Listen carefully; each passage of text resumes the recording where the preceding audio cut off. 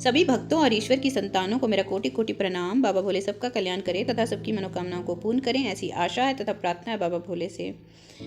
हम उमा संहिता का अध्ययन कर रहे हैं। आज 21वें अध्याय से अध्ययन आरंभ करेंगे। आरंभ करने से पहले ओम नमः शिवाय, हर हर महादेव। 21वां अध्याय, युद्ध धर्म का वर्णन। व्यास जी बोले, संत कुमार जी, ये माना जाता है कि ब्राह्मण कुल में जन्म मिलना कठिन है। मैंने भी ये सुना है कि सर्वेश्वर शिव के सिर के से ब्राह्मण, भुजाओं से क्षत्रिय, जंगा से वैश्य व चरणों से शूद्र उत्पन्न हुए हैं। महर्षि कृपा कर बताएं कि नीच मनुष्यों की क्या स्थिति होती है। व्यास जी के वचन सुनकर संत कुमार जी बोले, हे महामुनि व्यास जी, मनुष्य अपने द्वारा किए गए पापों के कारण अपने स्थान से गिर जाता है। मनुष्य द्वारा किए गए शुभ व अच्छे कर्म मनुष्य को स्थान की रक्षा करते हैं। क्षत्रिय जाति में जन्म पाने वाले मनुष्यों को पूर्व जन्म में किए गए बुरे कर्मों के कारण ही क्षत्रिय वर्ण में जन्म मिला होता है। इसीलिए मनुष्य को चाहिए कि वे विपत्ति एवं कठिनाइयों के समय से भी दृढ़ता से अपने कर्तव्य का अनुसरण करें। उसे अपने कर्तव्यों का पालन करना चाहिए, उसे बुरे कार्यों में नहीं लगना चाहिए। इसी प्रकार मनुष्य अपने स्थान की रक्षा कर सकते हैं।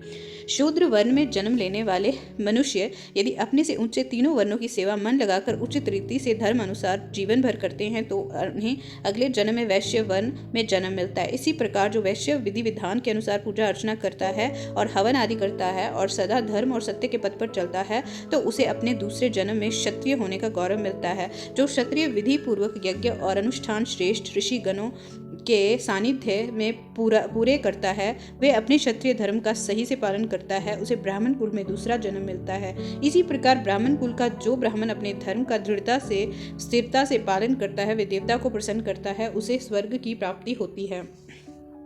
व्यास जी ने फिर पूछा, हे संत कुमार जी, अब आप हम सबको युद्ध का महात्म्य सुनाएं। संत कुमार जी बोले, हे महामुने, जिस अद्भुत फल की प्राप्ति विभिन्न प्रकार के यज्ञों जैसे अग्नि, स्टोम, माधि को विधि विधान से करने से भी नहीं होती, उस महाफल की प्राप्ति युद्ध द्वारा आसानी से हो सकती है। धर्म पूर्वक अपने पथ पर अडिग रहने वाला क्षत्रिय जो कि युद्ध में पराजित नहीं होता और ना ही युद्ध में पीठ दिखाता है, ऐसा वीरा योद्धा जो लड़ते लड़ते युद्ध क्षेत्र में पराजित न होकर वीर गति को प्राप्त होता है, उसे सीधे स्वर्गलोक की प्राप्ति होती है। वह जीवन मृत्यु के बंधनों से मुक्त हो जाता है। अपने शत्रुओं को मारकर स्वयं भी मर जाने वाले क्षत्रियों को निश्चय ही स्वर्ग में स्थान मिलता है। युद्ध भूमि में प्राप्त हुई मृत्यु सभी जाति एवं वर्णों के लिए सुखदायी है। युद्ध के मैदान में यदि ब्राह्मण भी शस्त्रों को साथ लेकर युद्ध के लिए आता है तो उसका वध करना ब्रह्म हत्या नहीं होता और उसका पाप भी नहीं लगता।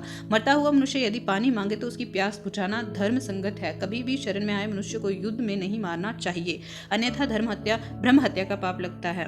22वां अध्याय, गर्भ में स्थित जीव, उसका जन्म तथा वैराग्य। व्यास जी बोले, हे महर्षि, आपने हमारी बहुत सी जिज्ञासाओं को शांत किया है। अब आप हमें जीव का जन्म, उसकी गर्भ में स्थिति एवं जीव के वैराग्य के बारे में बताएं।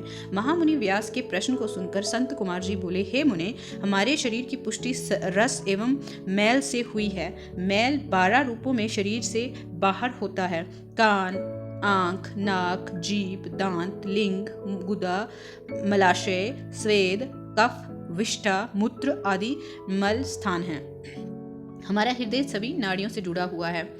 इसी के द्वारा शरीर में रस पहुंचता है। यही रस आत्मा से परिपक्व होता है। जब ये रस पकता है तो सर्वप्रथम त्वचा का निर्माण होता है। तो त्वचा शरीर में लिपट जाती है, फिर खून बनता है, तत्पश्चात रोम, बाल, स्नायु, अस्थि, मज्जा पैदा होते हैं।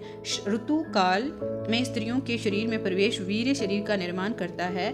1 दिन में कलिल, 5 दिन में बबूला, 7 रात्रि में मांसपिंड बन जाता है। धीरे धीरे समय के साथ जीव के अंग बनते जाते हैं। इस प्रकार जीव अपनी माता के गर्भ में बढ़ता है और उसका विकास होता है। अपनी माता द्वारा खाए गए भोजन के रस से ही उसे भी भोजन मिलता है। इस प्रकार माता के गर्भ में पलता हुआ जीव अपने बारे में विचार करता है। उसे सुख दुख की प्राप्ति भी अपने पूर्व जन्म के कर्मों के अनुसार होती है।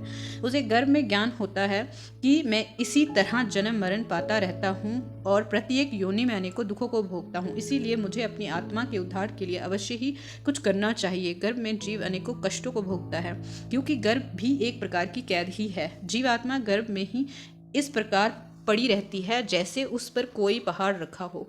इस प्रकार गर्भ में वह अनेक कष्टों को भोगता है। गर्भ में अनेक दुख और यातनाएं झेलनी पड़ती हैं। तभी तो धर्मात्मा 7वें माह में ही जन्म ले लेते हैं और पापी 9 महीने तक गर्भ की परेशानियों और कष्टों को झेलते हैं। 23वां अध्याय शरीर की अपवित्रता व तथा बालकपन के दुख।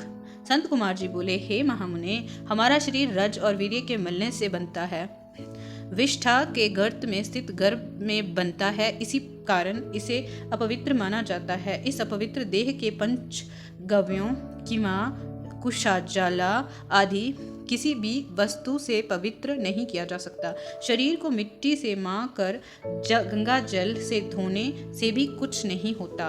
उसकी शुद्धि किसी प्रकार से नहीं होती। जिस प्रकार मलिन आत्मा अनेकों वर्षों तक भटकती रहती है, उसी प्रकार से उसे किसी भी प्रकार से मुक्ति नहीं मिलती। दूषित पुरुष अग्नि की परिक्रमा एवं हवन यज्ञ आदि से भी पवित्र नहीं होते। मंदिरों एवं अन्य तीर्थ स्थानों पर निवास करने वाले जीव भी अपने कर्मों का फल भोगते रहते हैं। उन्हें वहां भी पवित्रता एवं शुद्धि नहीं मिलती। शुद्ध भावना से ईश्वर की स्तुति में लीन रहकर जीवन बिताने से ज्ञान की प्राप्ति होती है। ज्ञान से हमारा हृदय शुद्ध हो जाता है। ज्ञान रूपी जल एवं वैराग्य रूपी मृतिका से उसे शुद्धि प्राप्त हो जाती है। हमारा शरीर तो अपवित्र है, ये जानकर और समझकर मनुष्य यदि शांति से विचार करे तो उसे ज्ञान मिल जाता है। इस प्रकार वह जीवन से मुक्त हो जाता है। सच्चाई ये है कि सभी दुखों की जड़ मोह ममता है। यदि हम इसका त्याग कर दें तो फिर हमें सुख प्राप्त करने से कोई नहीं रोक सकता। वह मरण जन्म के बंधनों से मुक्त हो जाता है, परंतु ऐसा होता नहीं, क्योंकि जब गर्भ में ज्ञान प्राप्त करके जीव संसार में पैदा होता है तो फिर सब कुछ भूल जाता है। वह ईश्वर को पहचान नहीं पाता। आंख होने पर भी वह अंधा, कान होते हुए भी वह बहरा हो जाता है। उसकी बुद्धि नष्ट हो जाती है और संसार में फंसकर वह दुख प्राप्त करता है। बालकपन व किशोर अवस्था में जीव अनेकों दुखों को भोगता है। अपने कल्याण का उसमें काम, क्रोध आदि की भावनाएं प्रबल हो जाती हैं। वे रास्ता नहीं ढूंढ पाता। जवानी में स्त्रियों के साथ पाना चाहता है। इस प्रकार के क्षणिक सुख को ही वे महासुख समझ लेता है और ईश्वर की ओर ध्यान नहीं देता। वे सांसारिक बंधनों में बंधकर अनेकों दुखों को भोगता रहता है। 24वां अध्याय स्त्री स्वभाव। व्यास जी बोले, हे मुनिराज, अब आप हमें पंचचूड़ा अप्सरा द्वारा वर्णित स्त्रियों के कुत्सित अर्थ के बारे में बताएं। व्यास जी के प्रश्न के उत्तर देते हुए संत कुमार जी बोले, हे व्यास जी, एक बार देवऋषि नारद भ्रमण कर रहे थे तो पंचचूड़ा अप्सरा मिली। तब नारद जी ने उसे कहा, सुंदरी, आप मुझे स्त्री स्वभाव के बारे में बताएं। तब पंचचूड़ा ने कहा, हे देवऋषि, एक स्त्री होते हुए भला मैं स्त्री की बुराई कैसे कर सकती हूँ? आप स्त्री का स्वभाव को स्वयं जानते ही हैं। नारियों का स्वभाव बड़ा ही रहस्यमय होता है। कुलीन और पवित्र कही जाने वाली स्त्रियां भी मर्यादा की रेखा को नहीं मानती। वे पापी पुरुषों का सेवन भी कर लेती हैं। सब पापों की जड़ नारी को ही माना जाता है। पुरुष द्वारा थोड़ा सा प्यार जताने पर स्त्रियां उसकी हो जाती हैं। आभूषण और वस्त्रों की चाह रखने वाली स्त्रियां कुसंगति में पड़कर बिगड़ जाती हैं। चंचल स्त्रियां बड़े बड़े विद्वानों और ऋषि मुनियों को भी मोह माया में के झंझट में डालने वाली होती हैं। वे पुरुषों के साथ से कभी भी संतुष्ट नहीं होती। वे पुरुषों को देखते ही पाप की ओर उन्मुख हो जाती हैं। वे रति विलास को ही परम सुख मानती हैं। उन्हें धन वैभव की भी सदैव लालसा रहती है। सब प्रकार के दुर्गुण मिलकर भी स्त्री स्वभाव की समानता नहीं कर सकते। यमराज, मृत्यु, पाताल, बड़वानल, क्षुरधारा, विष, सर्प, अग्नि सब मिलकर भी स्त्रियों की बराबरी नहीं कर सकते। वे महादारुण होती हैं। ब्रह्मा जी ने इस जगत को बनाते समय पंच महाभूतों की रचना की, सारे लोगों को रच दिया। अपनी बनाई कृतियों में उन्होंने अनेक गुण भरे, परंतु स्त्रियों को बनाते समय सृष्टिकर्ता ब्रह्मा जी ने उनमें सिर्फ दोष ही दोष भर दिए। इस प्रकार पंचचूड़ा अप्सरा ने स्त्रियों के बारे में ऐसे वचन सुनकर नारद जी को स्त्रियों से वैराग्य हो गया। 25वां अध्याय काल का ज्ञान वर्णन। संत कुमार जी बोले, हे महामुने, एक बार शिवजी ने देवी पार्वती को काल चक्र के बारे में बताना आरंभ किया। शिवजी बोले, हे देवी, मृत्यु काल का ज्ञान इस प्रकार है। जिस मनुष्य का शरीर अचानक पीला पड़ जाए और ऊपरी भाग में लालिमा आ जाए, जिसकी जीभ, मुंह, कान व आंखें स्तब्ध हो जाएं, जो शोर शराबा ना सुन सके, जो सूर्य चंद्र अग्नि को काला या धुंधला देखे, ऐसा मनुष्य 6 महीने के अंदर ही काल का शिकार बनकर मृत्यु को प्राप्त होता है। जिस मनुष्य का बायां हाथ 7 दिन तक लगातार फड़कता रहे, शरीर कांपता रहे, तालू सूखा रहे, वे मनुष्य 1 महीने का ही मेहमान होता है। जिसकी जीभ मोटी हो जाए, नाक बहती रहे, जिसे जल, तेल, घी व शीशे में अपना प्रतिबिंब ना दिखाई दे, जिसे ध्रुव मंडल ना दिखाई दे, जिसे सूर्य और चंद्र की किरणें ना दिखाई दें, जिसे रात को इंद्रधनुष व दिन को उल्कापात दिखे, जिसे गिद्ध व कौवे घेरे हों, तो उसकी जिंदगी 6 महीने की रह गई, ऐसा जानना चाहिए। हे कल्याणी आत्मा, विज्ञान, क्षण, त्रुटि, लव, काष्ठ, मुहूर्त, दिन रात्रि, पल, मास, ऋतु, वर्ष, युग, कल्प, महाकल्प के अनुसार शंकर जीवों का संहार करते हैं।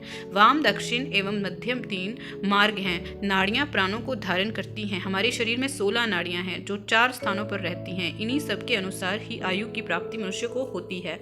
नाड़ियों एवं वायु का प्रवाह मनुष्य को शेष आयु बताने का कार्य करता है। इस प्रकार काल ज्ञानियों ने काल चक्र का वर्णन किया है। आज के लिए इतना ही। आगे का सफर अगली वीडियो के साथ जारी रखेंगे। तब तक के लिए धन्यवाद। ईश्वर सदैव सबका कल्याण करे।